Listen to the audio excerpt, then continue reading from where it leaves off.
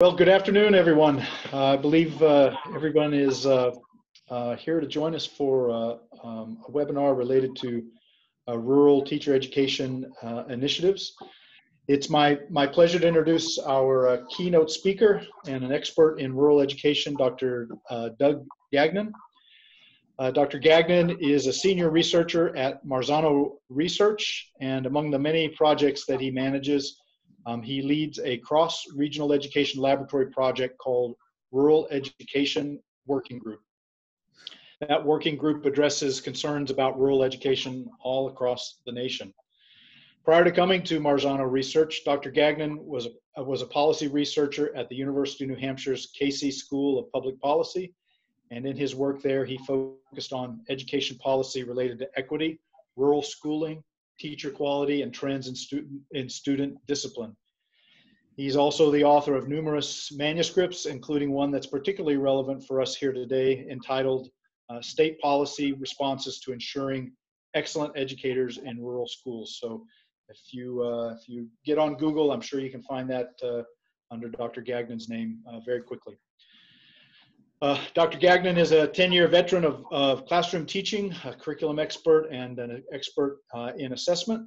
He spent time as a data fellow through the Harvard Strategic Data Project, working with the Delaware Department of Education. He earned his bachelor's degree from Ithaca College in upstate New York in physics, a master's degree from Cornell University in physics education, and a doctorate from the University of New Hampshire in education policy. So it's very much my pleasure to welcome Doug to our webinar this afternoon.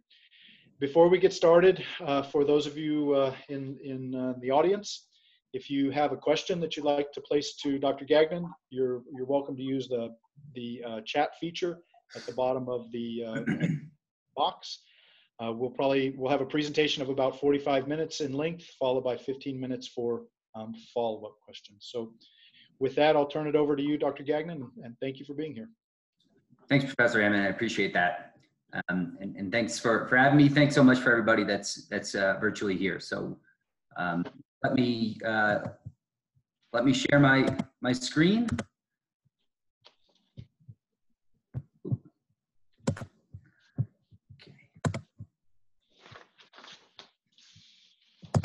Okay. So hopefully folks are seeing this. And just reiterate, Professor Hammond said that it would be great if you can jump in with any questions that you might have through the chat box or a direct question to Professor Hammond, and we'll make sure to have a few points here to stop and address any questions and you know, make this as conversational as we can given the forum. So we'll just be discussing, you know, some efforts around trying to improve access to good teaching in rural schools and what that looks like. Professor Hammond already introduced me plenty. Just know that, you know, I do a lot of applied research and technical assistance to states in the central region, which is the Wyoming, Colorado, Nebraska, the Dakotas, Kansas, and Missouri as part of my current work. So very much, you know, trying to serve rural states and LEAs right now. And before that, I was at, you know, among other things, a research associate at the Carson School that had a real strong rural focus. So, and that's where this work came out of that I'll be speaking about today. So here's an overall outline of the points for today. We'll just be giving a super high level primer on kind of federal policy and how that relates to teacher equity. And by teacher equity, I mean, again, kind of access to good teaching or good teachers, regardless of a student's class, race, zip code, etc. So that's what I mean by teacher equity. Then I'll give a brief overview on kind of the trends in rural teacher staffing, and then you know, some of the policy domains that are trying to address any shortfalls in staffing rural schools adequately. And then I'll discuss some practical considerations that might be germane to decision makers that are trying to implement policies, be it you know, folks at the SEA, LEA, or IHE levels, and a lot of times, you know, it's folks from all these agencies trying to work together to try to solve things as well. And then I'll just take a guess of what, where this work is headed and what we might expect from policy in this area in the coming years. So hopefully that's what you signed up for. So we'll jump right into that primer on federal policy as promised. And I'm sure for some of you that this is not news, but it'd be good to get us all on the same footing. So I think anytime we kind of talk about access to good teaching and kind of how it starts at the federal level, it starts with No Child Left Behind and its kind of famous provision that required highly qualified teachers to be in every classroom. And highly qualified under No Child Left Behind was basically you had to have a 4-year degree, you had to have state certification and some subject area expertise, like you have a degree in the subject area that you teach if you're a secondary teacher. And so this was admittedly a pretty low bar, and most people were highly qualified under this definition. Something like 90% of teachers in the country were highly qualified. So the the purpose of this was to try to get good teachers in front of all students. But if you kind of define highly qualified in such a way that almost everyone's highly qualified, then it doesn't really do much to kind of basically underscore any disparities that might exist. But it might have increased access to good teachers for those really, really needy schools that didn't have, that couldn't shore up their highly qualified teachers a little bit, but probably lacked teeth and really didn't have a major kind of, a major impact, to say the least. But it did kind of get the conversation started. It did basically have the federal government kind of wade into this area of, teacher equality that had been what I assume is pretty firmly under state control before that. So it was kind of a push in that direction. So then fast forward to 2014, this is still under No Child Left Behind. Then Secretary Duncan required every state to put forth a teacher equity plan. And these plans required states to describe the steps to take to ensure that, quote, poor and minority children are not taught at higher rates than other children by inexperienced, unqualified, and out-of-field teachers. And some states put a lot of effort into these teacher equity plans. I was part of putting ours together when I was in Delaware at the time. So one thing that these teacher equity plans required were for states to analyze equity gaps. So again, through these different measures of teacher quality, inexperienced, out of field, were there disparate rates of teachers with those characteristics in schools serving, say, schools of high poverty versus schools of low poverty, schools with high percentages of minority children versus low percentages. So every state had to analyze those gaps. If they observed any gaps, they had to propose solutions to close those gaps. So that was basically the gist of these equity plans. And interestingly enough, it didn't require states to look at possible gaps across locale. So whether or not rural or urban schools had trouble getting, say, experienced teachers. So that again was in 2014. Fast forward to the end of 2015, you had the Every Student Succeeds Act replaced No Child Left Behind as the highest law of the land in education. And within ESSA, educator equity, it remains a focus area for sure. There's much greater flexibility in how funds can be used, how title funding can be used. It also puts more emphasis on kind of comprehensive ways to support teachers in terms of recruiting, retaining, developing them, and less on kind of one-off solutions to try to get teachers into higher needs schools. And it should be said that those teacher equity plans from 2014, not much of a gap between that and ESSA. So ESSA plans, a piece of it, I believe it's Title I Part A or something, that's largely the teacher equity plans from 2014 were feeding in and became that, a part of states' ESSA plans.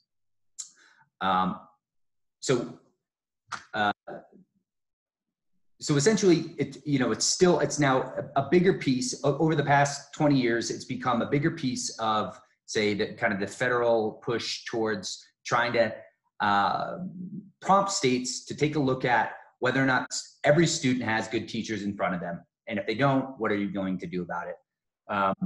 Of course, this is much more carrot than it is stick, and the onus is really, it falls on folks, at state and local levels to try to move things along, much like lots of federal policy planning mandates that kind of are pretty standard in terms of how the levers that the federal government pulls on in the education space. So that was a real quick rush through of kind of policy at the federal level that pertains to getting good teachers in front of all students. Maybe I'll stop there. If there are any questions, kind of more clarifying questions, I'm sure there might be some meatier stuff to dig into in just a bit. But if there's anything I wasn't clear on so far, I'd be happy to address that. Doug, we had a question from the chat. If I could read that to you. Please. It was, are there ways outlined in ESSA that title funds can be used to support teacher preparation in school districts? For example, supporting equity goals. Yeah, I don't know the letter of the law to such a degree that I can kind of support kind of super detailed suggestions around here. I know that basically how, so for instance, teacher incentive fund grants were moved into Title II Part B, and that provides kind of a way for perhaps local collaborations to try to deal with these challenges. So I guess that's probably not a very satisfying answer, and I was kind of worried folks would ask kind of finer points of the law. But I guess just in general that there are probably more ways that to use these funds than there were before, and I would think that title coordinators in school districts are probably the people to ask about that, and folks at the SEA level that work in these areas, they're the experts in terms of what can be done and what can't with these funds. So sorry if that's unsatisfied. Thank you. Okay, so moving on, that's again just, I mean, the moral of the story here is just there's a general push to be looking at these things.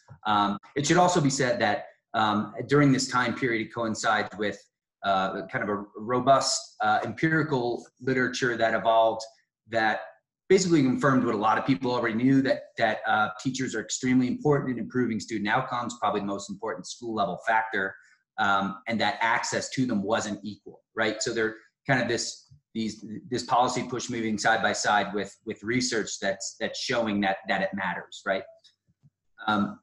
So kind of jumping into the rural space now, and looking at, what is the teacher workforce, what does the landscape of the teacher workforce look like, and what are some of the policies that are trying to address any issues around that. I mean, I'd start with the not great news that by a lot of different measures, rural schools are lagging their peer schools in terms of their teacher qualifications. So rural teachers are less likely to hold a master's degree, to have attended a selective college or university. They're more likely to teach out of the field. They're more likely to be a novice teacher in the first or second year of teaching. Not on this slide, the fact that the turnover in rural schools is actually pretty similar to non-rural schools overall. But more remote schools and poorer schools obviously have a bigger challenge with retaining teachers, and particularly in areas of high need subject areas. So, think kind of the math, science, special ed type positions that are hard to fill in a lot of schools, are especially hard to staff in rural schools. So this is just kind of a boilerplate slide to say, this is a challenge for rural schools. I don't think it's surprising to anyone to say that, particularly in some schools, it's really hard to get good teachers to come and stay past a few years. So it's a concern. And of course, lots of people are trying to come up with different solutions that are tailored to the rural context. Rural schools are, by definition, more remote, oftentimes smaller, on average poorer. And so, these factors mean that kind of solution that might work in, say, a large urban area might not really work very well in a rural area. And so when thinking about kind of policy solutions, there's something to be said about paying very special attention to the rural context. So this is I'm kind of leading into some of the research that I did in this area. So starting out, I just said, consulting the literature, what are the major strategies that are being used out there right now to try to improve, again, recruitment, development, retention in rural schools. And then I just try to categorize them to help us make sense of it a little bit more, and came up with these four. Well, I didn't come up with them, but organize them into these four different categories. First is grow your own programs, which is kind of a focus of the series being put on by Texas Tech. There's a whole realm of different financial incentive strategies that are being implemented to try to support educators in rural schools. A domain I call communities of practice, and another domain called capacity building. So I'll kind of jump into those one by one and just get us with some shared lexicons as we talk about these and why why these are kind of rural specific. So we'll start with grow your own initiatives. As the name implies, you're trying to grow your own, you're trying to develop your existing talent pool in your area. And the rationale behind that is that if you're an individual that grew up or spent a lot of time in a rural place, and you had a positive experience, you're more likely to want to stay there. So that seems like a pretty straightforward rationale for why you might want to pursue GYOs. And they can really be targeted at any point in the teacher pipeline continuum, from trying to introduce education careers to promising rural high school students. It could be partnering between LEAs and IHEs in trying to establish rural specific coursework, multiple subject certification programs, rural student placements, those types of things.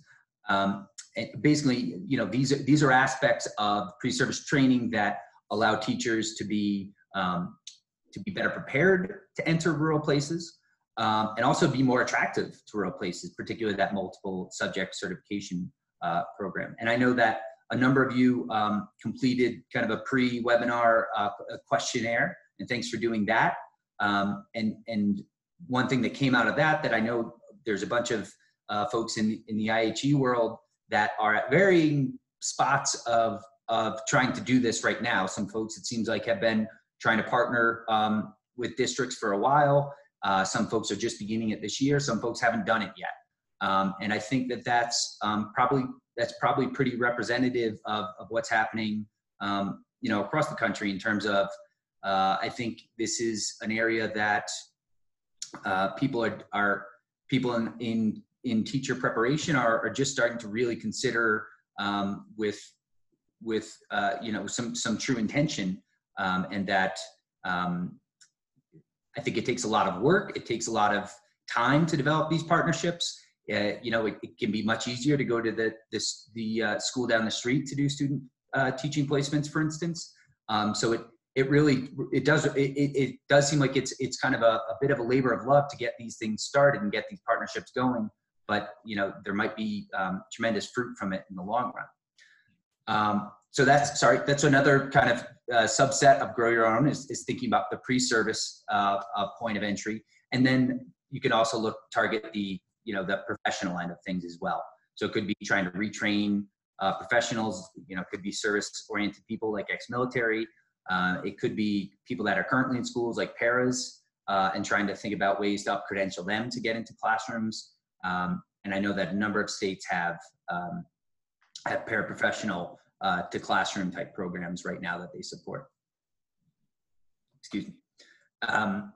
So that's one realm of trying to get teachers into rural places and have them stay there. Another practice is providing financial incentives, right? So either monetary or some sort of in-kind rewards. And the rationale here is rural teachers make less; they make a good amount less. Research has shown that there's kind of a pipeline that goes from rural to suburban schools for teachers over the course of their career. Not so much, right? It's much more common for teachers to start out in rural and go into a more urban locale than vice versa. So there might be good reason to try to supply some funds, and it can take a lot of different forms. Thinking about base pay and changing kind of the instructors of how schools are funded is obviously one way this can be done. But that's obviously politically very challenging. So a lot of times it's things such as signing or retention bonuses or housing stipends. Loan forgiveness is quite a common one. So there isn't, obviously providing financial incentives is not something that is only applied in the rural space. Of course not, but because there is this kind of flow of teachers out of rural areas and because they make less, it stands to reason that, it might be, particularly appropriate to these places. So that's the second big bucket. Third big bucket is around communities of practice, which is just trying to develop the teachers you already have, right? There are a lot of teachers that are already in rural schools. We want to keep them and help them develop and continue to improve in their craft. And so I think kind of developing the in-service teacher in rural space is different because particularly the isolation and small size of rural communities. And so there's kind of a social aspect to that. And there's also a job-alike aspect to it. And oftentimes lacking a subject matter peer, and how challenging that can be as a teacher. So rural communities of practice think about trying to mentor and induct teachers into the community, again, not just into teaching, but into the fabric of the community, trying to use distance learning and rural school partnerships to try to have cohorts of teachers that are separated by some distance. They might say work on planning together from time to time virtually. Maybe they come together. Maybe they come together once a year or something like that to meet in person and do some work in kind of a seminar session like that. And there are a number of nice examples of that around the country as well. So that's kind of the community of practice approach to try to develop teachers. And then kind of capacity building is this kind of catch-all. It was just anything that states are trying to do to provide support, technical expertise, resources to small or rural districts. And that can be, so for instance, something like supporting human resource efforts in small rural districts that don't have like an HR department. And this is, so this, again, it's kind of a catch-all. There are a lot of different ways. So those are the kind of four big categories of different ways that I saw that people around the country are trying to support rural educators.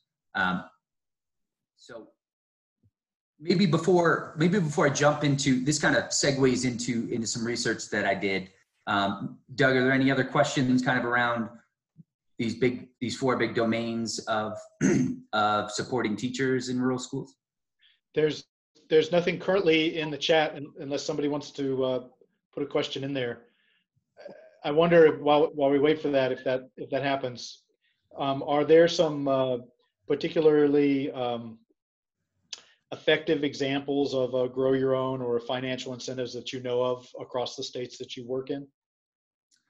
Yeah, so I think that's kind of the $1 million question with grow your own programs, because they're this family of strategies, right? That is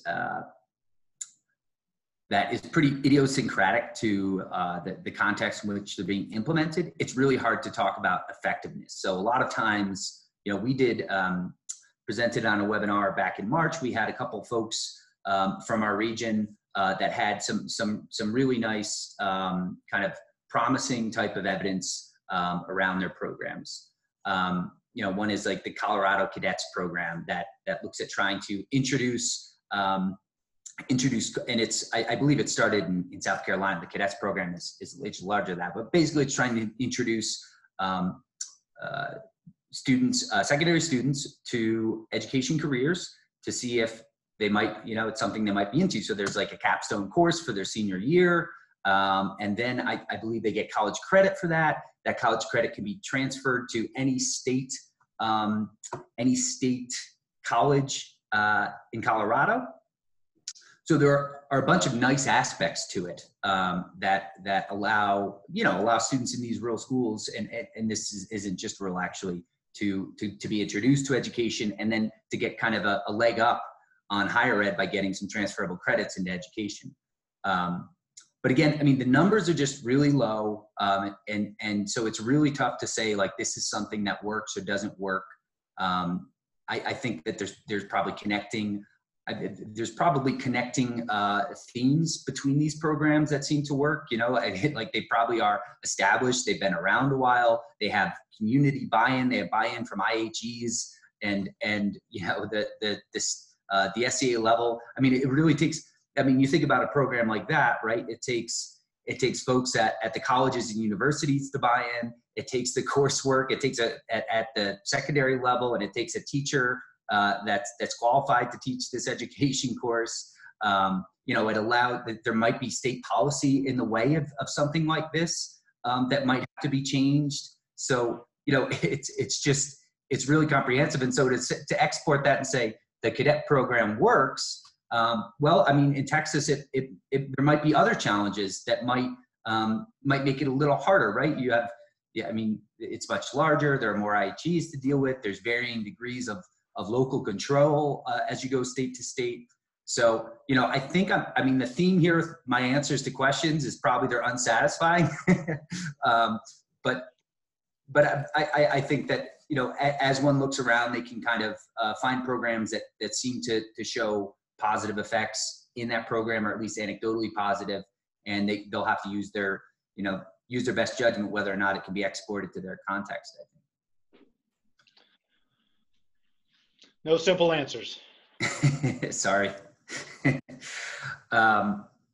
So why don't I keep moving then? I'll share some of the work I did around this. So that was kind of the background, literature review on policy solutions to these challenges. So what I did was I examined all available teacher equity plans across the country and asked a number of different questions. I'm just going to cover two of them here in the interest of time.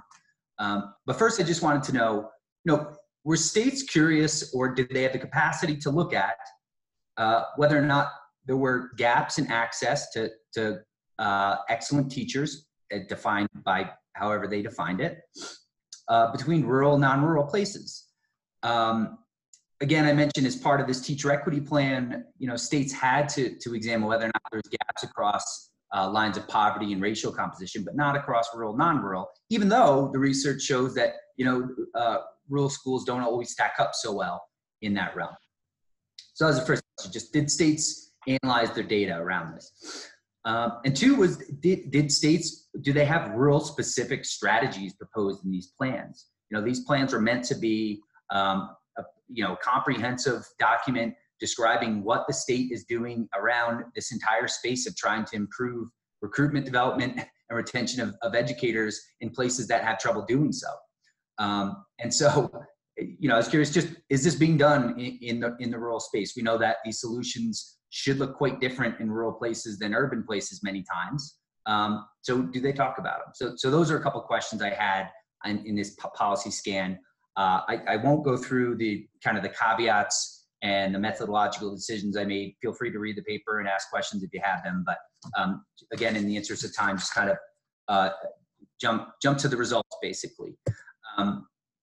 So this is just a breakdown of the available plans and how they shook out in terms of those two questions. So there were 14 states that in their plans, they looked at rural versus non-rural gaps. So they might find out, say, that rural schools in their state had higher rates of inexperienced teachers or not. And they also proposed rural specific solutions. So 14 states looked at their gaps. They said, there's some sort of gap here. Rural schools aren't doing so well. Here's a policy solution. Okay. 50 states in the country. Just keep that in mind. So 11 states looked at gaps only. So they looked at their gaps between rural, non-rural, and they didn't propose any rural specific solutions. Might have been because they didn't find any gaps worth addressing. It might be because they kind of proposed some sort of policy solution that was, you know, kind of, they saw it as something that would work in rural space or non-rural space. That could be. 10 states didn't actually examine any of their kind of rural school data. They just proposed a rural specific policy solution. Say, you know, they're starting some sort of paraprofessional to classroom teacher initiative for rural schools, something like that. But don't actually know if there's kind of a shortage of teachers in rural schools in their state, or just have enough anecdotal evidence or enough confidence that this is something they need to do regardless. And then basically in about 12 state equity plans, rural did not enter into the discussion at all. So that's kind of the breakdown of terms of who looked at their data, who provided rural specific staffing solutions, and how those permutations broke out. And this is what it looks like across the country here. So if you're solid green, you examined your equity gaps, you examined your data. If you were solid blue, you didn't do that. And then if you're hatched, that means you proposed some sort of rural specific staffing. So for instance, in Texas, they did look at their rural, non-rural data. They didn't have any, I couldn't find anything in the state plan that suggested whether or not, you know, a policy solution is tailored to rural places in Texas. So, I mean, whether they're doing that, whether it came up in ESSA plans, you know, whether it's in the past few years, that's all possible. But simply in what they submitted to the Department of Education did not have any sort of rural specific solution in there for staffing schools. And then one more finding, then I can stop there if that's helpful. This was the breakdown across those 4 different kind of domains of staffing strategies. So this is the percentage of states that did each of these 4 different strategies. So 1 out of 5 states discussed a grow your own program for rural schools in their teacher equity plan. Nearly 1 out of 3 had some sort of financial incentive. Nearly 1 out of 5 proposed some sort of community of practice, like you know, developing through, say, a state mentoring program for rural teachers. And then about a third had some sort of other thing, a capacity building, helping human resources, that type of thing. So kind of a catch-all. So maybe this kind of a discussion from that kind of falls off from that. You know, this is again back in kind of 14, 15. It seemed like the idea of looking at data and using that to drive staffing policy solution in rural schools is just emerging in SEAs. There was tremendous variability in terms of how states were approaching their rural staffing issues. I mean, not just in terms of whether or not they had a rural specific solution, but in terms of if they did the strategy that they pursued. It was very different as you went state to state. And then it just, you know, it just remains incredibly important to try to look at the effectiveness of these current strategies because, again, the literature just isn't really deep in a lot of these areas. So it would just be good to know a bit more in terms of what works and what doesn't work so well. So maybe another good time to pause. Doug, I don't know if there were any other questions that popped up. I don't have a question, but I do have, there is a comment. Certainly the grow your own rural teacher, or the grow your own programs, the grant programs that Texas is now implementing. There's priority given to rural districts, and the smaller the district that a university works with, the higher the priority. The smaller the district, the more priority they receive when they start their own program. So although Texas wasn't, I believe, hash marked, certainly the grant program that we're focusing on right now would reflect an attempt to do something about it. Well, that's fantastic. And I guess, you know, two things come to mind there. One, this is already, these data are a few years older. It's talking about policy that was documented a few years old. So, you know, anything new like that is going to be left out. And then again, I mean, it might be the case that there's a lot going on in Texas and not everything made it into the plan. That's another possibility. But yeah, I also think, I mean, the other thing that I think is happening is that this has become, for a number of reasons, you know, politically and otherwise, you know, these have become bigger areas of conversation across the country in just the past few years. And so it's unsurprising that there are probably a bunch of nascent type programs like that to me. So, but good news. I do have a chat question here. Are there professional organizations dedicated to rural education, rural teacher education? That's a good question. I mean, dedicated to rural teacher education, I don't know. I mean, there's,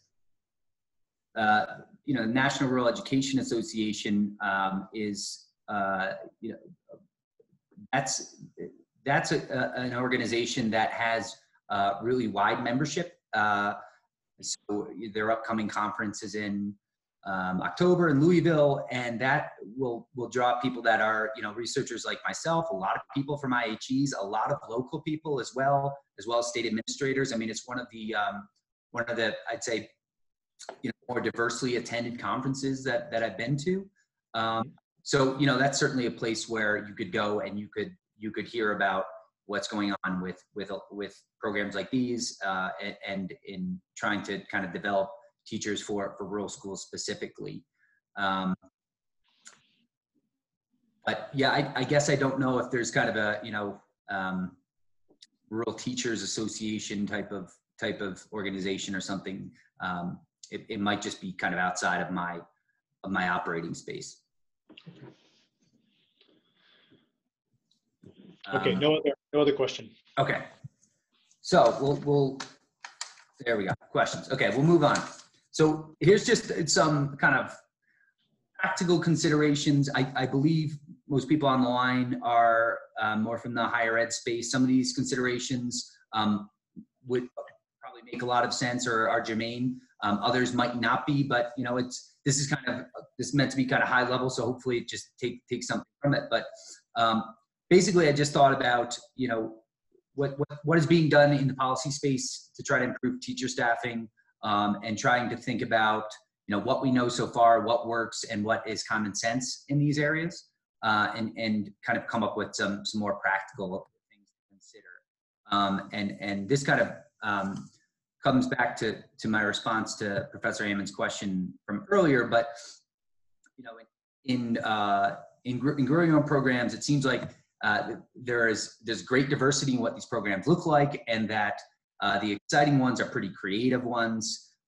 You know, I had spoken to an administrator, for instance, that was close to a border and was using Border Patrol agent spouses as a source of local talent of people that they're trying to get into their schools, for instance. And obviously, you know, this is all about making partnerships across agencies and IHEs and LEAs. You know, if they're not speaking together, then grow your own programs probably won't work very well. And then just trying to think long term in the sense of, you know, the source of talent. Oftentimes that's your students in schools right now. You know, that's your source of talent in 5 or 6 years. And the interesting thing about these grow your own programs in smaller rural places is that you don't need a big numerator to make an effective program, right? So, you know, if you can introduce an education and career to one student that comes back and is your biology, chemistry, and physics teacher for 30 years, I mean, you don't need too many wins like that to make it worth your while in terms of trying to think about introducing education careers to those students.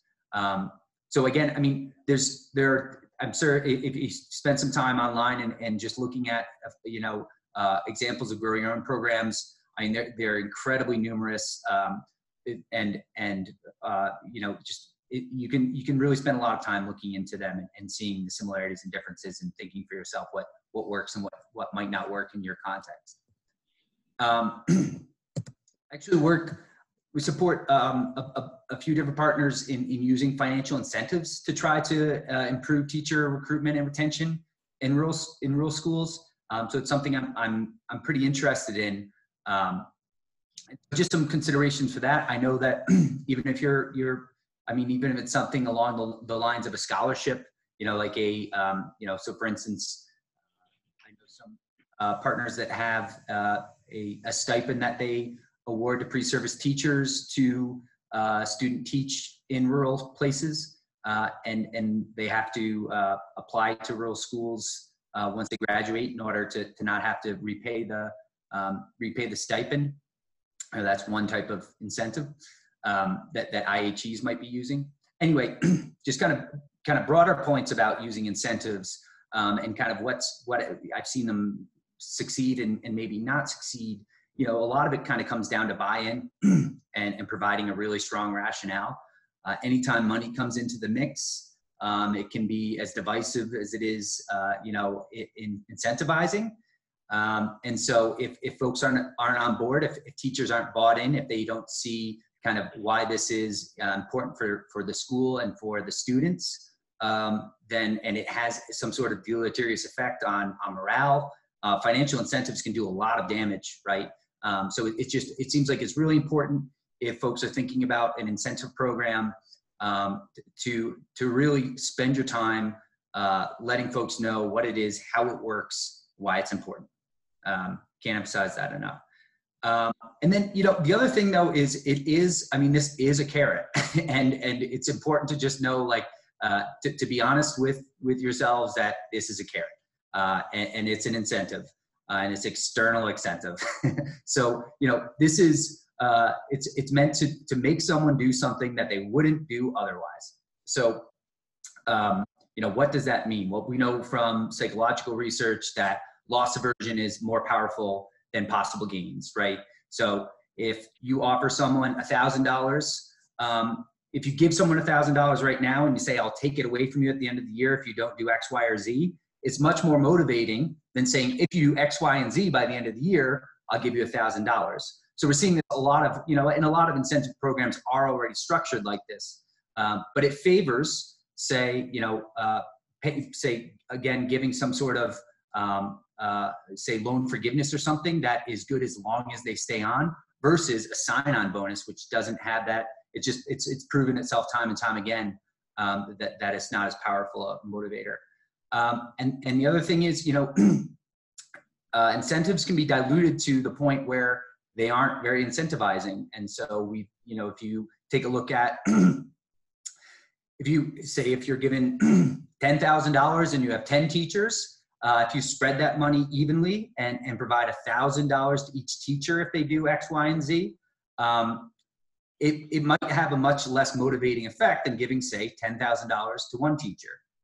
So it's just important to keep those things in mind. Again, there are school climate effects that can be really pernicious if they're not taken seriously. But if one is too prone to giving into kind of group incentives, because they're easier to pull off, oftentimes you're giving out money without getting that incentive, which is the entire point of kind of adding an incentive like this. So a lot of considerations with financial incentives as well. Practical considerations around kind of developing communities of practice in rural communities. I've seen a lot more attention paid to situating teachers into the community, into the social fabric of the community. Anecdotes here are extremely strong in terms of, what drives particularly younger teachers away from rural places is that they can't necessarily fit in, find a spouse. There isn't enough to do. They don't become socially embedded, right? And this is, outside of the anecdotal space, empirically, this is borne out by the fact that teachers leave in their first few years at astronomical rates, but if they stick around for 5 or 6 years, their chances of coming back for a 7th or 8th year is extremely high. So these are kind of, this is an important but often underlooked part of developing a teacher, is kind of inducting them into the community, not just the classroom. And then just connecting with other districts. As I mentioned before, there are rural partnerships that are springing up that are trying to connect particularly job-alike teachers that lack brick and mortar peers through technology and different spaces where they can connect, and allowing that as a way for them to help them develop. So that's certainly an important piece that we're beginning to see more of. So I guess maybe, now's a good time to turn it back if anybody wanted to share, if their experiences around this, if they've had any work in this area trying to implement one of these strategies, the challenges they faced, what worked, what didn't work, lessons learned. Happy to hear from audience members, or if there's questions as well. Before we hear too much more, the article that you referenced, we had a question about that. What was the publication date or title so we could find it? What article did I mention? The research that you reported on about the state, the analysis of the state equity. Yes, that was, you mentioned at the beginning of the webinar, that was the piece that was published in the Journal of Research in Rural Education, JRRE, in 2015. And it's Okay. a policy stat. I can look it up and send it out to attendees afterward. Okay. We'll have Gagnon and Journal of Rural Research and Education, it'll come up. Okay, great.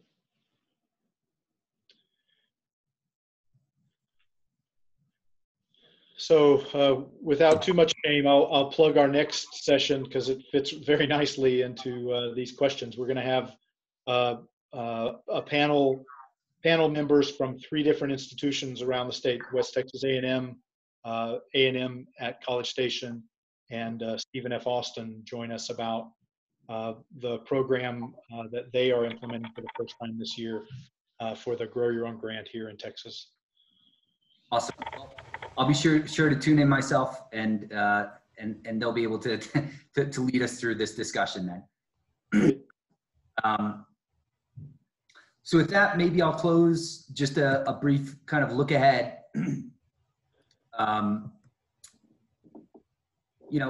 Kind of where is this work headed? As I kind of started the discussion, basically, this is somewhat nascent in the policy. Thinking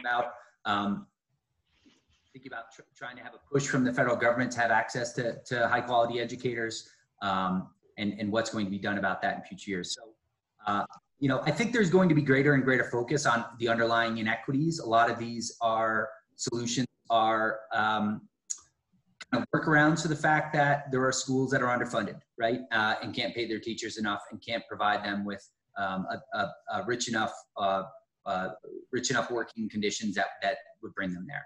So that's certainly something that is, I don't think that's kind of the elephant in the room with but we'll see again as part of ESSA, and I think that's going to be the law of the land for a while. There's a focus on teacher staffing and staffing underserved students, and the federal government will probably continue to act through planning mandates and provide in a lot of different ways. So I mean the federal government provides support and technical assistance in numerous different ways. With states through programs such as the Regional Education Laboratory System, the Comprehensive Centers, Great Teachers and Leaders is another center that has done a lot of work in this space, and so that's all ways in which the U.S. government is trying to push or it supports this work rather. But again, a lot of this relies on really heroic acts from folks at state and local levels that have to be creative, have to consider their own context, have to do it budgets, and really the responsibility oftentimes is on folks in colleges and their communities and their schools to try to make these types of policies work. So So I'll close with that. I think there's a couple minutes left. There's more questions, and if not, I'm sure it'll be good to give you a few moments to set up for the next panel discussion.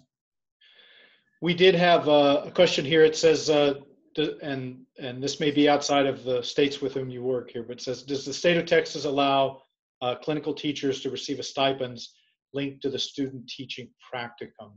So I know you don't necessarily work in Texas. Do you know of any states that you work in that do allow that? That provide, could you say it again? Yeah, let's see.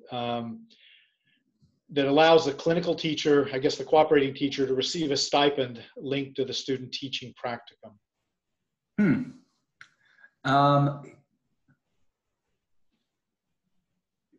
Well, I know that I don't know. I know that I don't know what the state is in Texas. I mean, I don't think that that's something I've heard of too often. I've worked in this space a little bit in New Hampshire, and that wasn't the case.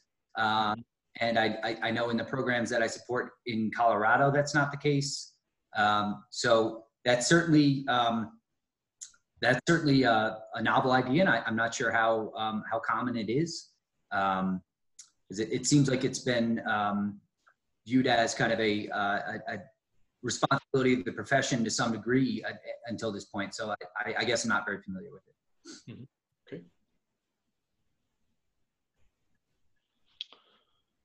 Any other questions from our audience members?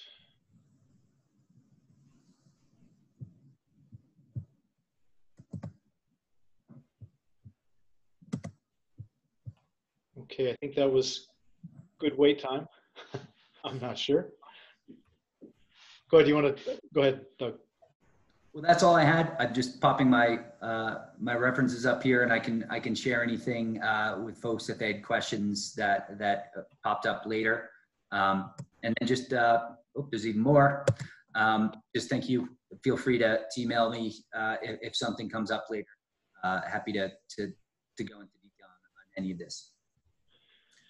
Well, thank you so much. It's been a pleasure. We've actually been visiting with Doug since about mid-June, I believe, about this webinar, and he's been a good sport and provided some great guidance. And it's great to know you're out there doing this work, and I'm happy you'll be joining us for the next one, and hopefully we can do it again next year. Absolutely. Thanks so much, everyone. All right. Thank you. So I believe in the meeting invitation that Robert sent a bit ago, there's a link to our 3 o'clock webinar. So we should be able to log on there, and let me check to see. Make sure I haven't done something terrible here. Is that right, Robert? Do you know? Looking for chat. Yep. Okay, so we'll join the, Lauren also sent the link to our next webinar that'll start at 3 o'clock. So thank you again all who joined us, and we'll see you in just a little bit.